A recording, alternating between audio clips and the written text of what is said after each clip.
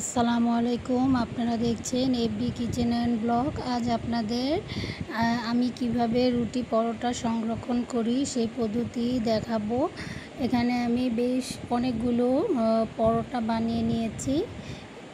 এই পরোটাগুলো বানিয়েছি তীর ব্র্যান্ডের ময়দা দিয়ে। চলুন তাহলে দেখে নেই এর পরের প্রসেসটা। আমি এইভাবে পরোটা বানিয়ে বেশ অনেকগুলো পরোটা বানিয়ে সংরক্ষণ করি, যাতে করে প্রয়োজন মতো আমি পরোটাগুলো ভেজে নিতে পারি। চুলায় একটি প্যান বসিয়ে চুলার আঁচটা একদমই লোতে করে দিয়েছি, তা না হলে পুড়ে যাবে। এখন একটু উল্টে পাল্টে নিব। এর কাজটা হলো যাতে করে এই পরোটার মধ্যে যে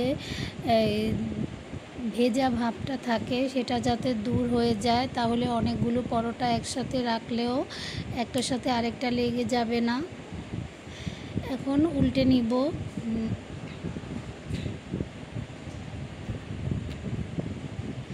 দেখতেই পাচ্ছেন। কয়েক সেকেন্ড পর আবারও আমি রুটিটা উল্টে নিব। আর এইভাবে সবগুলো রুটি আমি উল্টে পাল্টে ছেঁকে নিব। পুরোপুরি ভাজবো না, যাতে করে এর ভেজা ভাবটা চলে যায়, ঠিক ততটুকু পর্যন্তই। এরপর ঠান্ডা করে এরপর আমি সংরক্ষণ করব।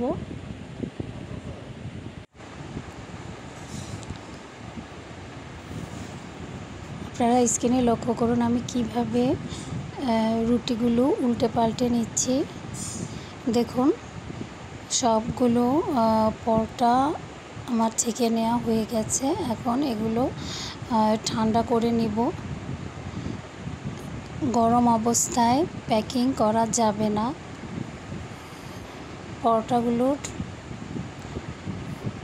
এখন রাখার উপযুক্ত হয়েছে, একদমই ঠান্ডা হয়ে গেছে। এখন আমি সবগুলো পরোটা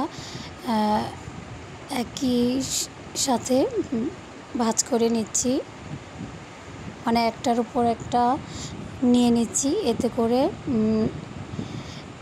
জিপার ব্যাগে রাখতে সুবিধা হবে। আপনারা চাইলে এটা বক্সেও সংরক্ষণ করতে পারেন। আমি এগুলো জিপার ব্যাগেই সংরক্ষণ করব।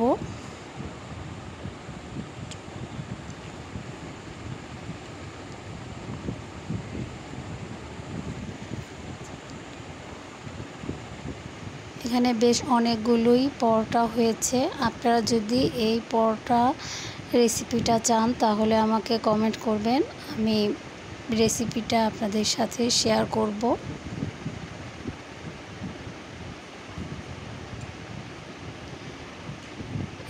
এই পরোটার সাইজ হয়েছে 8 ইঞ্চি। এখন আমি বেশ বড় সাইজের একটা জিপার ব্যাগ নিয়েছি। এই জিপার ব্যাগগুলো আপনারা পাবেন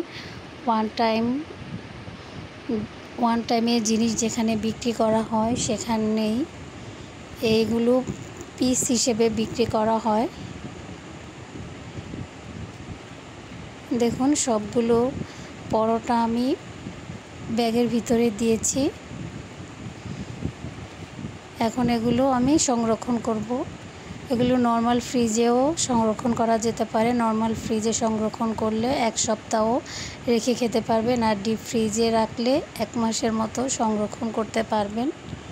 এরকম আরও ভিডিও দেখার জন্য চ্যানেলটি সাবস্ক্রাইব করে পাশে থাকবেন। ভিডিও ভালো লাগলে একটা লাইক দিয়ে যাবেন, কমেন্ট এবং শেয়ার করবেন ফ্রেন্ডস এবং ফ্যামিলির সাথে।